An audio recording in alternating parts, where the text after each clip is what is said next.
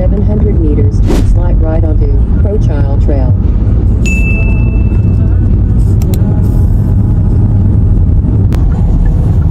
Hello. We're back. So, someone called in sick today. Pero hindi talaga siya sick. Ako naman, I've worked for 2 hours. Tapos sinundo niya uli ako pagkatapos niya ako ihatid.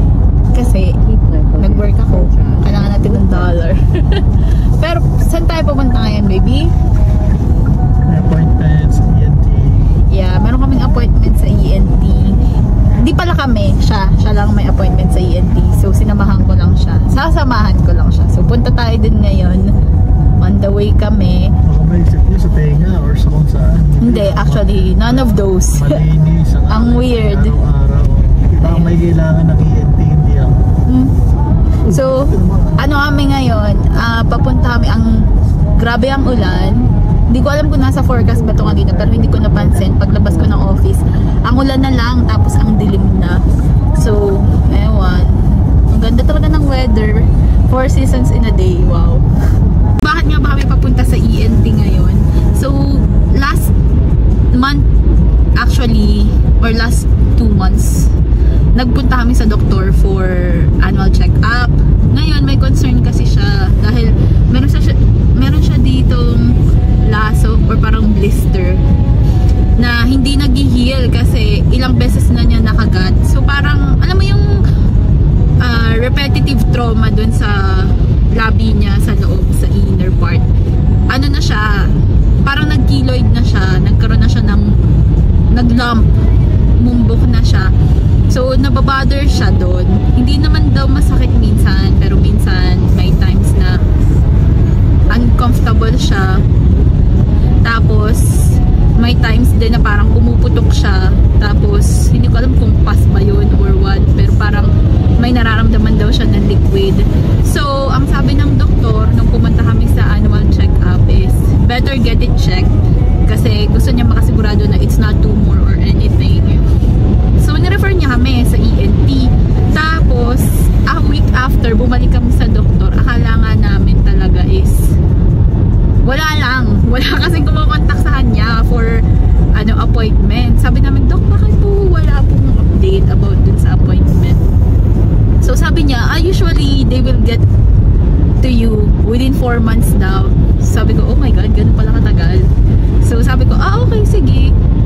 Tapos, within a week after naman nun, may nag-message na sa kanya, pero hindi kami pwede mamili ng appointment. Sila yung nag-set ng appointment for you. Kung kailan lang yata sila may free. So, talaga nag-make kami ng time for that kasi nga hirap. So, kung ano lang yung available, doon may pupunta. Kaya ngayon yun. Kailan mo na-receive yung email? Mga 1 month ago na, no?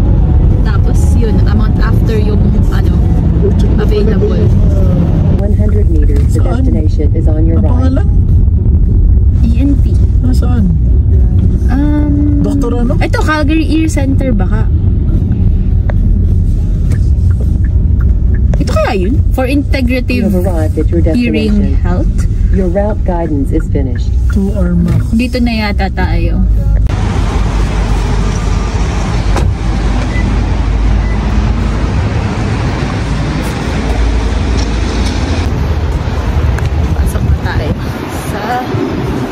Pasok na tayo.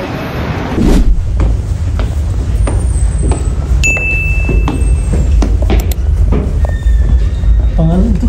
201. Ha? 201. Ba't ang naghihintay ng doktor? Mabilis lang. Tapos na kami agad magpalista. Saka mag-fill ng forms. Check na siya. Going down na. Uy, hindi ko nga ba?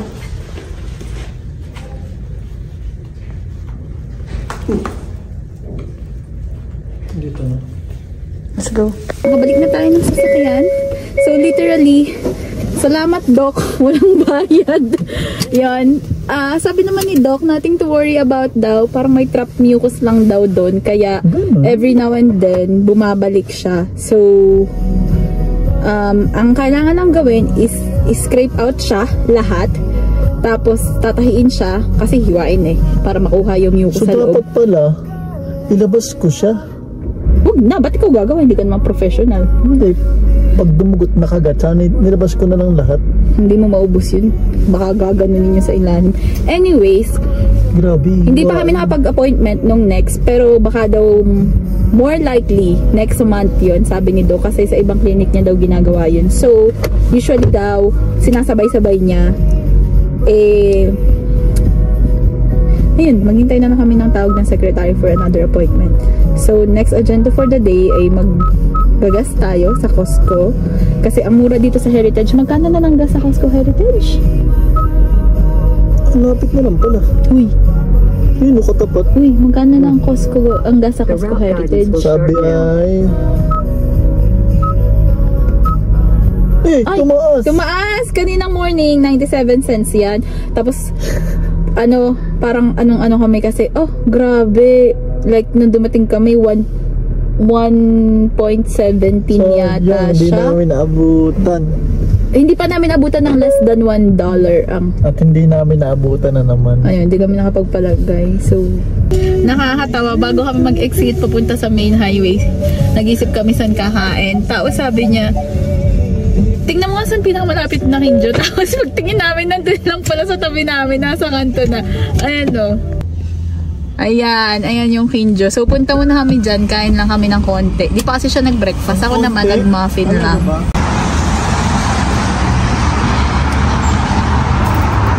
Thanks.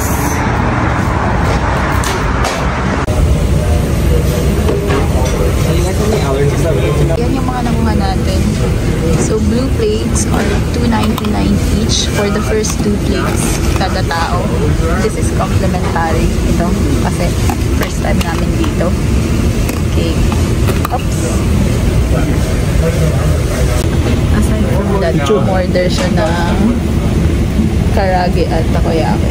Tapos na tayong kumain. So, 20th anniversary pala nila. So, exclusively dito lang sa McLeod na Kinjo. First 2 plates each person na blue plate is $2.99 lang. So, usually mga roll yun. And then, after that, $3.99 na. Basta blue plate. Tapos, dahil first time namin dito, meron kaming complimentary na 4 na roll. Masarap siya. Tapos, may free poke din.